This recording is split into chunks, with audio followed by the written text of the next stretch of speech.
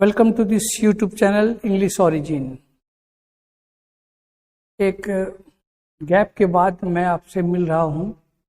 थोड़ी परेशानी हो गई थी, मैं ज़रा अस्वस्थ हो गया था, इसलिए आपके वीडियो अपलोड करने में मैं डिसकंटिन्यू रहा। उसके लिए आई एम एक्सट्रीमली सॉरी। चलिए, तो हम असल में पढ़ा रहे थे आपको, वो था non finite series. Non finite एक मेजर चैप्टर है और एडवांस कोर्स के लिए है। ऐसे तो ये समझें कि आप इसमें बहुत ऐसी चीज़ें हैं जो पहले भी सुन चुके हैं। आपको मैं बता चुका हूँ, ये एक प्रकार का वर्ब है। बेसिकली ये वर्ब है, और ये वर्ब जब डिफरेंट पार्ट्स ऑफ स्पीच में प्रयुक्त होते हैं तो इसको हम नॉन फिनाइट कहते हैं। और दूसरी इसकी एक अच्छी बात यह है कि नॉन फिनाइट किसी भी सेंटेंस के सब्जेक्ट के नंबर, पर्सन या टेंस के अनुसार नहीं बदलता है, जबकि इसके ठीक उल्टा, नॉन फिनाइट के उल्टा फिनाइट होता है। फिनाइट वर्ब जो होता है वो सेइंग वर्ड होता है, उसका टेंस होता है और वो वाक्य के बारे में बताता है कि कर्ता क्या कर रहा है। तो वो जिसको हम लोग एक्सिलरी वर्ब, मेन वर्ब के रूप में जान चुके हैं। अब रही बात कि जब हम मेन वर्ब जाने होंगे तो आपको ये भी बताए होंगे कि मेन वर्ब के 5 रूप होते हैं, B1, B2, B3, B4, B5। तो ये 5 रूप में से तो आप टेंस में लगभग सभी रूप का इस्तेमाल करते हैं। तो वो अकॉर्डिंग टू सब्जेक्ट अगर ये चेंज हो रहा है तो वो फिनाइट वर्ब है, और सब्जेक्ट के बारे में बता रहा है, वो टेंस के अनुसार बता रहा है, तो वो फिनाइट वर्ब है। लेकिन ऐसे सब जो सब्जेक्ट के नंबर, पर्सन और टेंस के अनुसार नहीं बदलता है, इट रिमेन्स अनचेंज्ड, ये रह जाता है बिना बदल, यानी कि न नंबर का असर होता है, सिंगुलर प्लूरल में एक ही होता है। क्या कहते हैं, इसमें टेंस भी चेंज करेंगे तो भी ये चेंज नहीं होगा, कुछ भी करेंगे ये चेंज नहीं होता, इसलिए इसको नॉन फिनाइट कहते हैं। अब चलिए, नॉन फिनाइट में हम 3 चीज बता चुके हैं। थोड़ा रिकैप कर दें आपको, हम इम्पोर्टेंट पॉइंट्स को फिर एक बार बता दें तो आपको समझना आसान हो जाएगा। उसमें हम आपको बताए थे कि एक नॉन फिनाइट में इन्फिनिटिव होता है। इन्फिनिटिव तो वेरी सिंपल टू अंडरस्टैंड, या simple to detect, simple to identify, that is 2 + V1, उसको हम लोग समझते हैं इन्फिनिटिव। दूसरा चीज जो आता है वो था जिरंड, जो V4 था, वर्ब का चौथा रूप, यानी कि ING रूप। तो वो इन्फिनिटिव में हम आपको बताए थे कि ये इन्फिनिटिव कभी सब्जेक्ट बन जाता है, कभी नाउन बन जाता है, कभी एडजेक्टिव बन जाता है, कभी एडवर्ब बन जाता है। ये क्वालिफाइंग इन्फिनिटिव होता है, सिंपल इन्फिनिटिव होता है। ये सारी बातें आपको इन्फिनिटिव में बताए थे। लेकिन जब हम जिरंड में बताए थे तो स्ट्रिक्टली ये बताए थे कि वर्ब का चौथा रूप यानी कि ING रूप तो रहेगा, लेकिन वो नाउन के फोर्स को लेके होगा, यानी कि वो नाउन ही होगा। उसको हम वर्बल नाउन कहते हैं। क्या कहते हैं? वर्बल नाउन, यानी कि वर्ब है लेकिन इस्तेमाल हो रहा है नाउन की तरह, तो आप उसको जिरंड के रूप में जानते हैं। आज यहाँ देखिए कि यहाँ भी एक कंफ्यूजन रेज हो सकता है कि ING है, वहाँ भी ING है, V4 भी एक पार्टिसिपल है, ये पार्टिसिपल भी है और जिरंड भी है V4। तो जिरंड तब होगा जब ये नाउन होगा, और एडजेक्टिव होगा तो वो पार्टिसिपल होगा। ये आप समझ गए? तो हम यहाँ ये बात क्लियर हो गया कि जब पार्टिसिपल एडजेक्टिव होगा तभी, मतलब वर्ब जब एडजेक्टिव होगा तभी वो पार्टिसिपल कहलाएगा। इसलिए हमने पार्टिसिपल के बारे में आपको शुरू में बता दिया है कि लिखते हैं ऑफ नॉन फिनाइट, जब वर्ब एडजेक्टिव बन जाए, वर्ब जब एडजेक्टिव बन जाए है, लेकिन एडजेक्टिव अगर बन जाता है तो वो पार्टिसिपल कहलाता है। क्लियर? अब कहते हैं ये एक प्रकार का नॉन फिनाइट है, इसे डबल पार्ट्स ऑफ स्पीच भी कहते हैं। ये वर्ब भी है और एडजेक्टिव भी है, इसलिए इसको डबल पार्ट्स ऑफ स्पीच कहते हैं। For example, he is A tired man, वो एक थका हुआ आदमी है। देखिए तो ये टायर्ड V3 है, ये पास्ट पार्टिसिपल है। दूसरा, he is an interesting man, ये V4 है, प्रेजेंट पार्टिसिपल। अब ये क्लियर हो गया कि पार्टिसिपल 2 तरह का होता है, एक प्रेजेंट पार्टिसिपल, एक पास्ट पार्टिसिपल। एक परफेक्ट पार्टिसिपल भी होता है जिसकी चर्चा हम आगे करेंगे। आप फिलहाल इसको समझिए कि पास्ट पार्टिसिपल हो गया V3 और प्रेजेंट पार्टिसिपल हो गया V4, इतना ही समझना है फिलहाल फॉर द टाइम भी। अब आगे चलते हैं और याद रखिएगा कि जब एडवांस कोर्स में आप बढ़ेंगे, अंग्रेजी के हायर लेवल पर जब जाएंगे, तो आपको मिलेगा कि इंग्लिश अपने आप में बड़ा कॉम्पैक्ट है, बड़ा मैथमेटिकल है, बड़ा लॉजिकल है। वही आपको समझते जाना है कि वर्ब है लेकिन एडजेक्टिव का काम कर रहा है, लॉजिक आया, इसलिए ये पार्टिसिपल कहलाता है। अब देखिए वर्ब में आईएनजी जोड़ करके हम प्रेजेंट पार्टिसिपल बनाते हैं, जबकि वर्ब में ईडी ईएनटी जोड़ करके पास्ट पार्टिसिपल बनाते हैं। आईएनजी लगाते हैं तो V4 हो जाता है प्रेजेंट पार्टिसिपल, और डी और ईएनटी लगाते हैं तो पास्ट पार्टिसिपल हो जाता है, जिसको V3 कहते हैं। इसको क्या कहेंगे हम? V4, इसको कहेंगे V3। चलिए अब यहाँ देखिए वर्ब में आईएनजी जोड़ करके जिरंड भी बनाता है, हमने लिख दिया है कि जिरंड भी बनाया जाता है। इसे प्रयोग के अनुसार जिरंड या पार्टिसिपल कह सकते हैं क्योंकि दोनों में आईएनजी रहता है। यदि उसमें नाउन का फोर्स हो, अगर नाउन का सेंस दे रहा है तो वो जिरंड कहलाता है, जिरंड होगा। और अगर एडजेक्टिव का फोर्स अगर है उसमें तो वो क्या हो जाएगा? पार्टिसिपल हो जाएगा।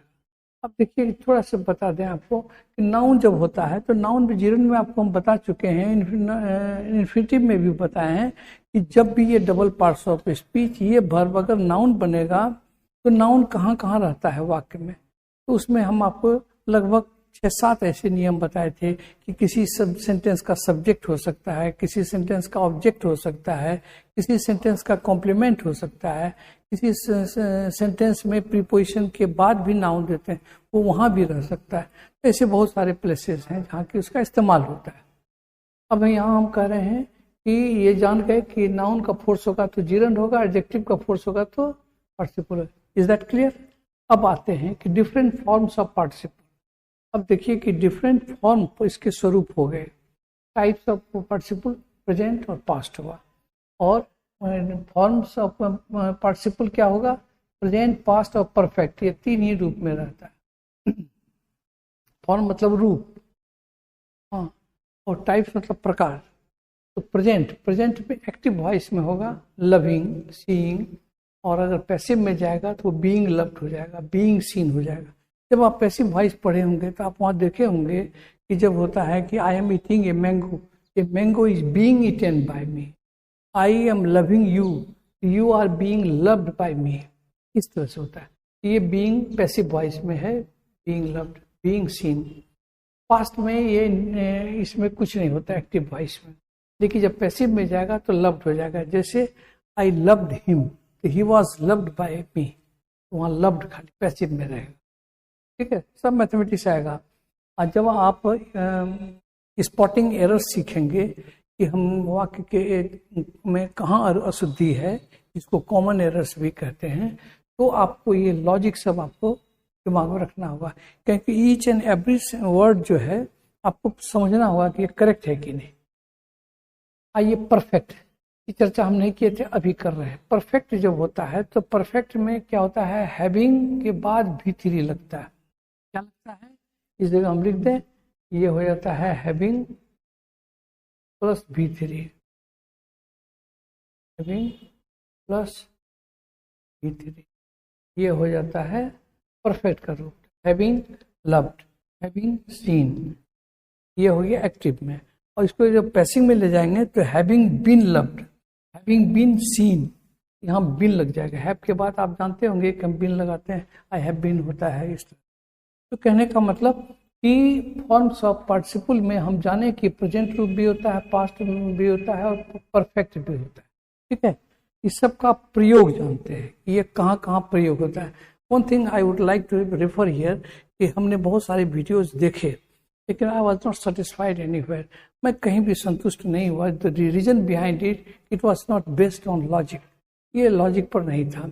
और करियर बिल्डअप के लिए, स्पोकन वगैरह के लिए मैं नहीं जानता कि लोग कैसे पढ़ाते हैं, लेकिन हम तो करियर बेस्ड अंग्रेजी पढ़ाते हैं। तो करियर बनाने के लिए आपको ये सारे लॉजिक्स दिमाग में रखने होंगे। तो इसके हिसाब से हमने बड़ा कैटेगोरिकली इसको बड़ा बढ़िया से आपको समझाया है। आप इसको थोड़ा सा ध्यान से देखिए और सारा लॉजिक समझ में आ जाएगा। देखिए एक्सिलरी वर्ब के साथ मिलकर के ये फिनाइट वर्ब बनाता है। क्या बनाता है? Finite verb. ये फिनाइट वर्ब फिर आ गया, तो फिनाइट वर्ब के बारे में बोले थे जो टेंस का फॉर्म करता है। तो देखिए जैसे आई हैव डन इट, ठीक है, आई एम डूइंग इट, ये भी सही है। तो देखिए तो डन यहाँ V3 है आपका, ये भी पार्टिसिपल है, और डूइंग ये भी पार्टिसिपल है, लेकिन V4 है। तो इसका मतलब एक्सिलरी वर्ब जब इसके साथ जुड़ता है तो ये क्या बन सकता है, फिनाइट वर्ब भी बन सकता है। तो ये फिनाइट वर्ब, नॉन फिनाइट की चर्चा नहीं कर रहे हैं, लॉजिक दे रहे हैं। रूल नंबर 2 में आइए, किसी नाउन को अगर क्वालिफाई करना हो, ये पार्टिसिपल से रिलेटेड है कि अगर नाउन को क्वालिफाई करते हैं या मॉडिफाई करने के लिए एडजेक्टिव बन जाता है। यही तो है वर्बल एडजेक्टिव, इसको वर्बल एडजेक्टिव भी कहते हैं, और जिरंड को वर्बल नाउन भी कहते हैं। He is an educated man, educated देखिए V3 हो गया, ठीक है। तो यहाँ हम क्या कर रहे हैं, मैन को क्वालिफाई कर रहे हैं, इसको मॉडिफाई कर रहे हैं, मैन की विशेषता बता रहे हैं कि वो एक शिक्षित आदमी है। आई गॉट डाउन फ्रॉम ये रनिंग बस, मैं उतर गया था एक चलती बस से, ठीक है। यहाँ रनिंग जो है आपका ये भी V4 है, ठीक है, ये V4 है। इस तरह से हम देख रहे हैं कि ये एडजेक्टिव का काम कर रहा है। बस क्या था, चलती हुई बस थी। उसी तरह से ही is A well read man, वो बहुत पढ़ा लिखा आदमी है, बहुत पढ़ता है। आगे चल करके आप जीवन में जब जाएंगे तो your identity will be established due to your habit of reading. अगर आप बहुत पढ़े हुए हैं तो आप स्वतः झलकने लगेंगे कि आप वेल रेड मैन है। लोग कहेंगे आपके बारे में कि you are a well read man, तुम बहुत पढ़े लिखे आदमी हो, बहुत पढ़ाकू। तो ऐसे लोग होते हैं। पढ़ाकू तो नेगेटिव है, लेकिन यहाँ अच्छी चीज है। चलिए स्टडियस हो, ये सेंस। चलिए 2 तक हो गया। अब हम आगे आपको बता रहे हैं कि हम इसको आगे बता रहे हैं कि अगले इसका यूसेज क्या है। अगली यूसेज फिर लॉजिकल है, ध्यान दीजिएगा कि इस प्रेजेंट पार्टिसिपल का प्रयोग नाउन की तरह भी होता है, जो जिरंड या वर्बल नाउन कहलाता है। वो जो आपको हम अभी बोले थे वही है। जैसे walking is a good exercise. अब यहाँ वॉकिंग कर रहे हैं तो यहाँ क्या है, ये सब्जेक्ट बन करके है। सब्जेक्ट ये है वर्ब, बन गया सब्जेक्ट, अब बन गया जिरंड। हाँ, इस तरह से हम देख रहे हैं। ये इतना चीज हो गया, ये वर्ब है, बन गया नाउन और बन गया जिरंड। ये इतना चीज है, यानी कि वर्ब भी है, हाँ, नाउन भी है, और जिरंड भी है, और सब्जेक्ट भी। इतना चीज हो गया।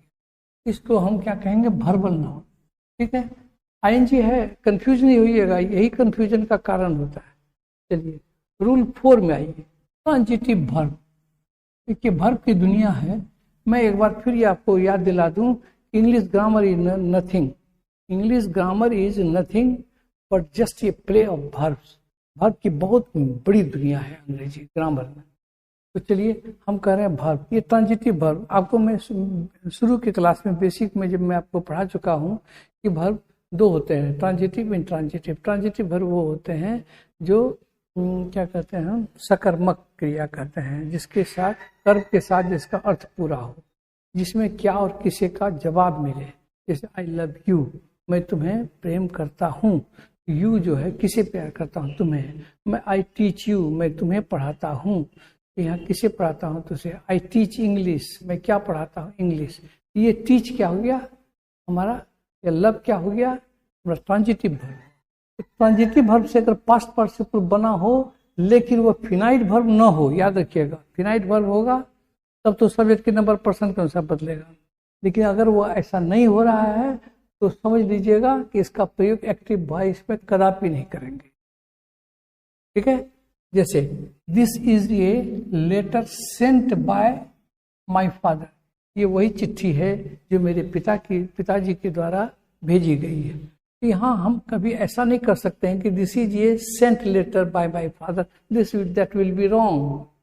क्यों, तो हम एक्टिव में इसको कर ही नहीं सकते। हम तो क्या कहेंगे, this is a letter sent by my father. ऐसा सेंटेंस स्टैंडर्ड का सेंटेंस है, बहुत अच्छा भी लगेगा आपको। दूसरा है गोल्ड इज ए मेटल, यह एक ऐसा मेटल है डग आउट, यहाँ भी देखिए डग आउट ऑफ देयर, ये पृथ्वी से निकाला गया है। नोबडी हैज, किसी ने उसको, मैंने क्या कहते हैं, ये अपने से नहीं निकला है, किसी के द्वारा निकाला गया है, तो ये हमेशा पैसिव सेंस देता है, याद रखिएगा। तो ऐसी स्थिति में हम ट्रांजिटिव वर्ब को अगर हमको पास्ट पार्टिसिपल लेना होगा तो ये पैसिव वॉइस में ही इसका इस्तेमाल करेंगे, एक्टिव में कदापि नहीं करेंगे। देखिए बहुत इंपॉर्टेंट रूल है, आगे चल करके बहुत आपको कहते हैं स्पॉटिंग एरर में काम आए। अब दूसरा है इंट्रांजिटिव वर्ब। ये इंट्रांजिटिव वर्ब से पास्ट पार्टिसिपल का रूप प्रयोग नहीं करते हैं, जनरली प्रायः नहीं होता है। कुछ वर्ब के साथ ऐसे रूप बनते भी हैं। इसकी विशेषता यह है कि जिस नाउन को ये क्वालिफाई करता है उसके पहले इसे रखते हैं। नॉर्मली एडजेक्टिव को नाउन के पहले ही रखते हैं। He is a good man, तो good is an adjective, noun is man is a noun, noun के पहले रखते हैं। You are a good boy, तो बॉय के पहले रहते हैं गुड। उसी तरह से ये भी करता है। जैसे I am retired principal, retired को देखिए हम इस नाउन के पहले रख रहे हैं, इस नाउन के पहले रख रहे हैं। He is A failed candidate, वो एक क्या कहते हैं फेल किया हुआ छात्र है। That is a dead horse, वो मरा हुआ घोड़ा है। That is A withered flower, वो एक मुरझाया हुआ फूल है। ये सब जो है हमको क्या बता रहा है कि ये सभी पार्टिसिपल हैं, V3 हैं, वर्ब से एडजेक्टिव बने हैं, इसीलिए इसको पार्टिसिपल कहते हैं। कितनी बात समझ गया? एक बार रिकैप कर लीजिए आप कि पार्टिसिपल क्या होता है। जब वर्ब नाउन जब वर्ब एडजेक्टिव बन जाता है तो इसको हम क्या कहते हैं? पार्टिसिपल। इसको वर्बल एडजेक्टिव भी कहते हैं। और ये नॉन फिनाइट का ही एक हिस्सा है। इसमें ये भी दो तरह का ये होता है, एक होता है प्रेजेंट पार्टिसिपल, एक होता है पास्ट पार्टिसिपल। फिर हम बताए थे आपको कि प्रेजेंट पार्टिसिपल में हम ING लगाते हैं, पास्ट पार्टिसिपल में D या ED या T या EN लगता है। और वर्ब में ING जोड़ करके जिरंड भी बनाया जाता है। कन्फ्यूजन नहीं होना चाहिए, इसलिए ये बात कन्फ्यूजन के लिए हमने लिखी कि जब नाउन का फोर्स होगा तो जिरंड कहलाएगा, एडजेक्टिव का फोर्स होगा तो वो क्या कहलाएगा? पार्टिसिपल। अब इसके डिफरेंट फॉर्म्स बताए थे, प्रेजेंट, पास्ट, परफेक्ट। इसमें हम प्रेजेंट क्या समझे कि ये एक्टिव वॉइस में ऐसा रूप होता है, पैसिव में ऐसा रूप होता है। पास्ट का नहीं होता है एक्टिव में, लेकिन ये पैसिव में होता है। और परफेक्ट क्या होता है? हैविंग प्लस V3 होता है, इसमें हैविंग बीन प्लस V3 होता है। ये हो गया हमारा एक तरह का फॉर्म्स। ये तीनों फॉर्म है, तीनों का प्रयोग भी हम आगे बताएंगे। आज तो आपको हम 5 रूल तक ही बताए हैं, अगले दिन एक और इसका पार्ट बनेगा। नेक्स्ट पार्ट में आपको हम ये परफेक्ट क्या कहते हैं पार्टिसिपल भी पढ़ाएंगे। अब हम यहाँ से शुरू करते हैं usage of participle. Usage of participle में एक्सिलरी वर्ब के साथ ये जब आता है तो फिनाइट वर्ब बनाता है। नाउन को क्वालिफाई करने के लिए ये क्या करता है? एडजेक्टिव बन जाता है, तो नाउन के पहले लग जाता है। फिर यहाँ हम बताए थे कि अगर हम प्रेजेंट पार्टिसिपल का प्रयोग नाउन की तरह भी होता है, जिसको हम वर्बल नाउन कहते हैं। इससे कन्फ्यूजन वाला सेंटेंस ये भी है, ये रूल भी है। ट्रांजिटिव वर्ब से जब पास्ट पार्टिसिपल बना हो तो फिनाइट वर्ब, फिनाइट वर्ब न हो इसका प्रयोग एक्टिव वॉइस में कदापि नहीं करते हैं। This is a letter sent by my father, gold is a metal dug out of the earth, यानी कि इसको हम पैसिव में ही इस्तेमाल करेंगे, एक्टिव में नहीं करेंगे। और इंट्रांजिटिव अगर रहेगा तो पास्ट पार्टिसिपल रूप का प्रयोग प्रायः नहीं होता है। अगर होता भी है तो वो ठीक नाउन के पहले आकर के अब उसकी विशेषता बताने के लिए होता है। V3 भी हो सकता है, V4 भी हो सकता है। देखिए जैसे that is a burning train, that is a breaking building, वो टूटता हुआ है। इसका सेंस होता है दो तरह का। आपको मैं बता दूं कि आगे हम रूल में भी बताए हैं कि अगर हम प्रेजेंट पार्टिसिपल देते हैं तो वो कंटिन्यूअस प्रोसेस बताता है, और पास्ट पार्टिसिपल मतलब हुआ कि फिनिश्ड हो गया। जैसे अगर हम कहें कि ब्रेकिंग ग्लास यानी कि टूटता हुआ ग्लास, और क्या कहेंगे? ब्रोकन ग्लास में टूट चुका है। जैसे डेवलपिंग कंट्री, जो देश की डेवलप कर रहा है, और डेवलप्ड कंट्री जैसे अमेरिका, वो विकसित हो चुका है। इसके बारे में आगे हम बताएंगे। Wait for the next part of this participle. Wish you all the best. Thank you very much.